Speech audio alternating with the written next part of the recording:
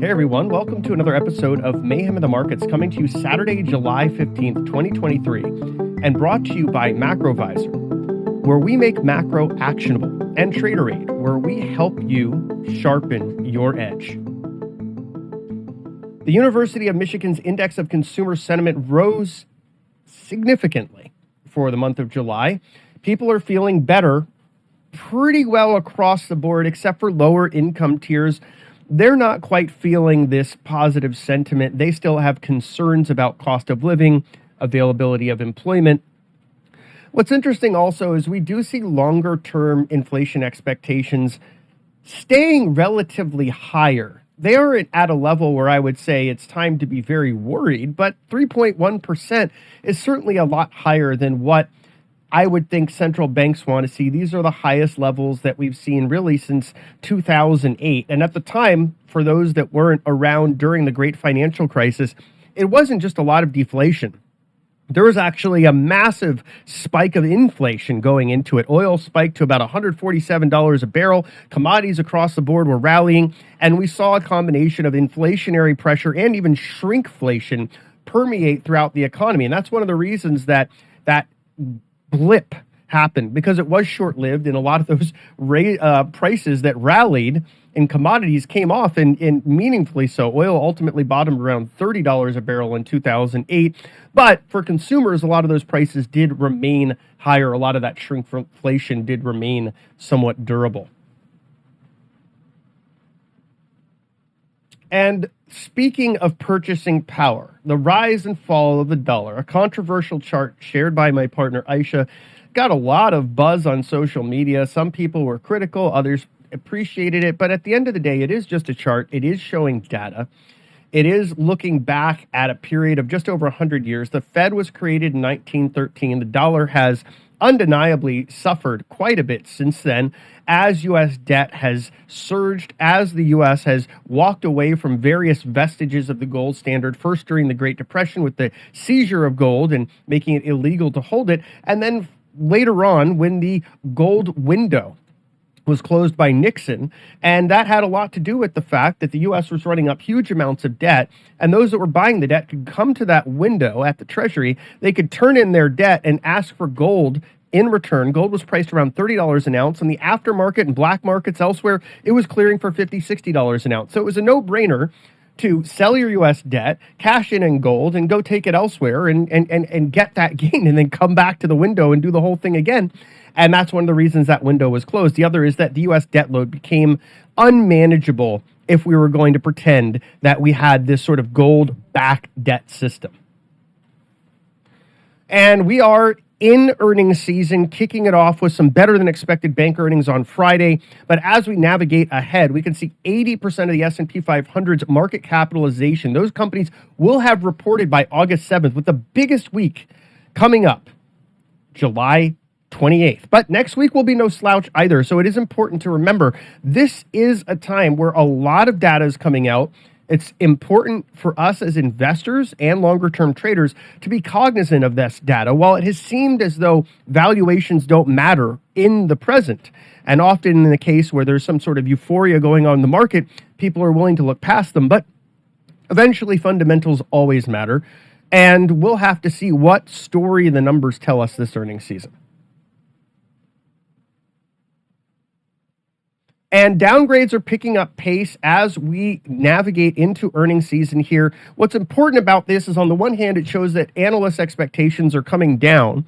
But on the other side, it also shows that we have maybe a lower bar to beat for those earnings expectations, quote, beats, unquote, that we've seen for the past two earnings seasons, I should say, in plurality. And what's important here is that beating expectations is all well and good, but if those expectations have been lowered to a point where it's easy to beat them, and yet year over year or even quarter over quarter, a company's seeing flat or worse yet, negative growth in revenue and earnings, then beating expectations isn't necessarily an all clear or a great sign. It's just telling us, okay, things are better than maybe the worst case scenario, but they're still not great. These companies are priced, particularly given the leadership that we've seen this year, the Magnificent Seven up over 60% year to date. These companies are priced for perfection, but many of them aren't seeing real earnings growth. In fact, Apple, the biggest company in the world, over $3 trillion, year over year, if you net out share buybacks, earnings and revenue are negative. Now, earnings are the only thing affected by share buybacks, not revenue, but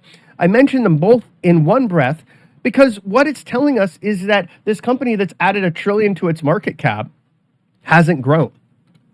And that's a bit of a disconnect from what's actually happening, right? So Apple's not seeing the same growth in their phones and their services and their computers.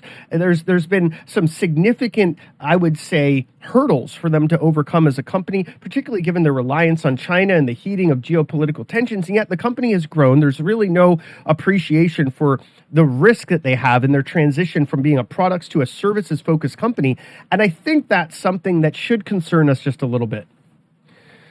Looking at this picture from a different way, the top 10 stocks in the S&P 500 make up a whopping 31.7% of the market capitalization in the market cap weighted index. And yet the earnings contribution from those same top 10 companies is only 21.5%. Now, some say, well, earnings contribution is backward looking. I agree, it is. But it's also the only data we have. So we have to look back, right? We have to see, like I was mentioning with Apple, and we've seen this with others like Amazon and Google and Meta, the earnings situation is not great. There's been a lot of cost cutting, and with that cost cutting, we should have seen much more margin expansion, but we're not.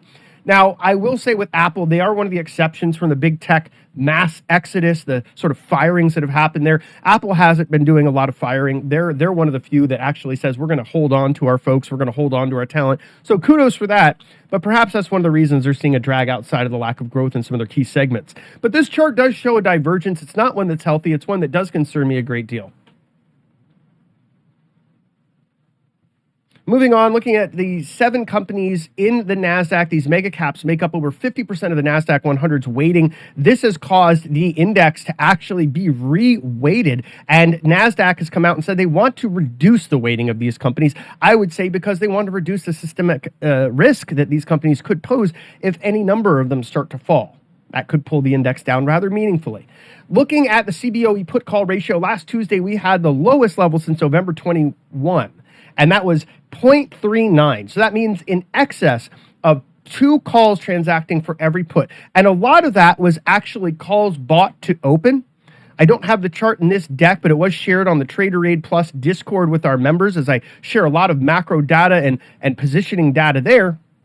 And we can see that most of these calls are being bought to open. That's important because it shows an excess of bullishness. It shows euphoria. And one of the things that we've been talking about more at MacroVisor is the bankruptcy surge that's been happening this year. And it's not just here, it's actually also in the UK. Now, some would say, oh, we're just sort of normalizing to a pre-COVID trend. I would just say, look at the size of the bankruptcies, look at some of the companies that are involved, and then take into consideration what we might see in the back half of this year as it pertains to commercial real estate, where there is pressure growing as we're reaching that giant maturity wall of about $1.4 trillion of commercial real estate debt that needs to be refinanced between now and the end of 2024. Going over across the pond, we can see that same theme of bankruptcies and insolvencies are on the rise at the highest level since 2009, ebbing just a little bit in the first quarter. And peaks in 2-year Treasury yields are often followed by risk-off events. I would say what you're looking for is the sign that the market has said the Fed's done. Now we have bigger concerns, and I mean the Fed's done in hiking, and now we have bigger concerns looking forward at something in the financial system or the economy that causes us to reprice the 2-year. The 2-year is a great proxy for watching what the bond market expects from the Fed. As it turns lower, it's typically looking ahead to a recession or some kind of financial situation, and that's why this can be a potentially predictive indicator. I wouldn't use it in a vacuum. I would use it as a part of a broader overlay of indicators, but I still think it's important to watch 2-year yields. And the global distribution of wealth is, well, it's a bit inequitable, isn't it? We look at the United States, we look at Europe. The West has clearly got the biggest piece of the pie, but Asia is emerging, right? We can see that with India. We can see that with China. And I think India has got a very promising trajectory over the next couple of decades. I think it will grow to be a much bigger economy in Asia during that time. But nevertheless, wealth distribution remains lopsided towards the West, and quite frankly, most of the most attractive assets are in the West, and particularly the United States. It's one reason the dollar isn't going away anytime soon. Looking at global PMIs, we can see India is absolutely killing it. They've seen strength in manufacturing and services that really humbles the rest of the world.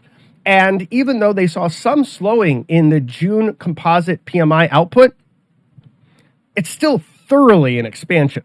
And you look at the other side of the chart in the bottom, Germany, Australia, the Eurozone, Italy, France, all not looking so hot. Quite frankly, this is a chart that should concern folks that are looking for this robust global economy and recovery, because it's just not happening. And China is one of the slowest growers of an economy starting a new credit cycle. In fact, the growth there is practically non-existent at this point, with the last CPI print 0% month over month.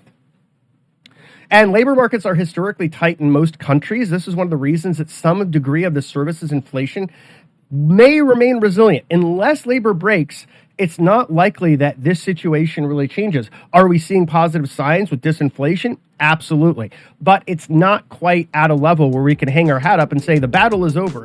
So this concludes this episode of Mayhem in the Markets. Consider subscribing to my YouTube, checking out other videos that we have here. Also check out my other work at TraderAid.com and MacroVisor.com. If you'd like to sign up for either one of them, we've got discount codes in the description, and hope to see you there.